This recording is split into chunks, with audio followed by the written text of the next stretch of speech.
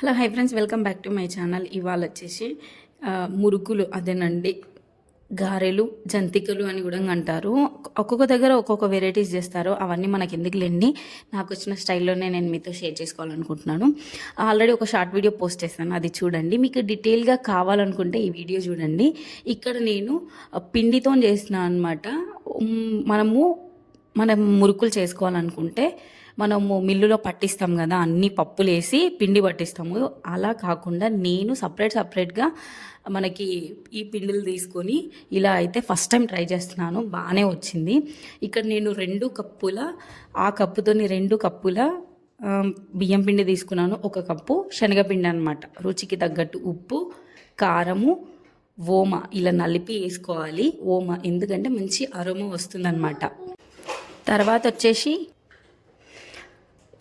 ఇవి నువ్వులు అనమాట, తెల్ల నువ్వులు. నేను ఏమీ ఫ్రై చేయలేదు, అందులో ఇసుక ఉందా లేదా చూసుకొని వేసేసుకుంటున్నాను. తర్వాత వచ్చేసి మనకి అల్లం ఉంటుంది కదా, అల్లంని మిక్సీ పట్టుకొని ఆ అల్లం జ్యూస్ నేను ఇక్కడ పిండిలో పిండుకుంటున్నాను అనమాట. ఇలా పిండుకోవడం వల్ల చాలా టేస్ట్ వస్తాయి. ఇది పల్లెటూరు సైడ్ వాళ్ళు ఎక్కువ చేస్తారనమాట ఈ టైప్లో. మా అమ్మ కూడా ఇదే ఫాలో అవుతుంది. మా అమ్మ నుంచి నేను కూడా నేర్చుకున్నా. ఇప్పుడు మా బుడ్డోడికి అయితే నేను చేస్తున్నాను అనమాట. వాడికి బయట బాగా చిప్స్ అలవాటు అయిండు. ఆ చిప్స్ తినకుండా ఇలా మురుకులు చేసేస్తే తింటాడు కదా అని చెప్పేసి నా ఐడియా అనమాట.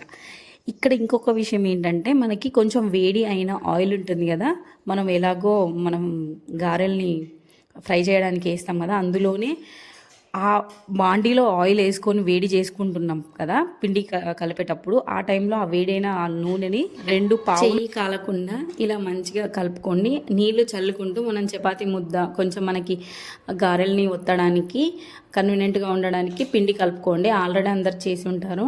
నేను ఎలా చేస్తున్నానో చూడండి. నా దాంట్లో ఏమైనా మిస్టేక్స్ ఉంటే కూడా కామెంట్ రాయండి.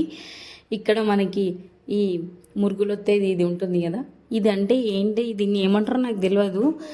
మా అమ్మ అయితే దీన్ని మా సైడ్ అయితే గిద్దలు అంటారండి. మీ సైడ్ ఏమంటారో చెప్పండి. సరే, మన అందరికీ తెలిసిన విధంగా మనం మాట్లాడుకుందాం. మురుకులు ఒత్తే పాత్ర అన్నమాట.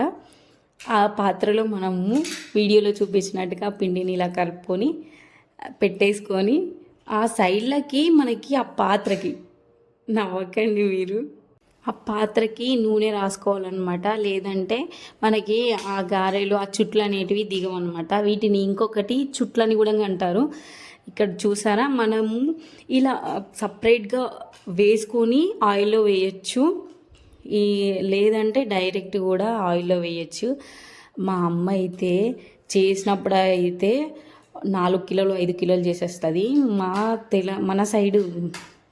మన తెలంగాణలో ఎలా అంటే, ఏమన్నా ఫెస్టివల్స్ వచ్చిందంటే చేసేసుకుంటారు కదా, అన్నీ స్వీట్స్ ఇలా స్నాక్స్ చేస్తారు కదా, బాగా అలవాటు అవుతుంది అనమాట. మా అమ్మ డైరెక్ట్ పెద్ద బాండి పెట్టేసి ఇలా వేసేస్తుంది అనమాట. అదేంటిదో మన దగ్గరికి వచ్చేవరకు మనకి ఏ పని చేయాలన్నా భయం అవుతుంది. అమ్మ వాళ్ళకి ఎక్స్పీరియన్స్ ఉంటుంది, మనకు రాదు.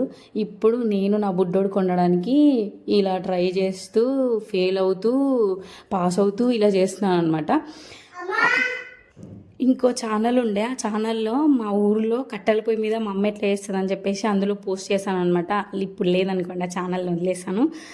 ఇక్కడ మనకి తెలుస్తాయి అనమాట. ఆయిల్ మీడియం ఫ్లేమ్లో పెట్టేసి మనం గారెల్ని ఒత్తుకొని అవి మనకి ఇట్లా గరిటెతో ఇట్లా నొక్కితే తెలిసిపోతాయి అన్నమాట. ఆ నుంచి బయటికి తీసేస్తే కొంచెం క్రిస్పీగా అవుతాయి.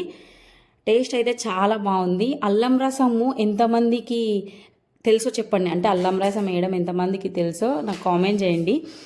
చూసారా, క్రిస్పీగా ఉన్నాయి. మా బుడ్డోడైతే కొంచెము సాల్టీగా కొంచెము కారంగా ఉన్నాయి కాబట్టి మా బుడ్డోడు తింటూనే ఉన్నాడు.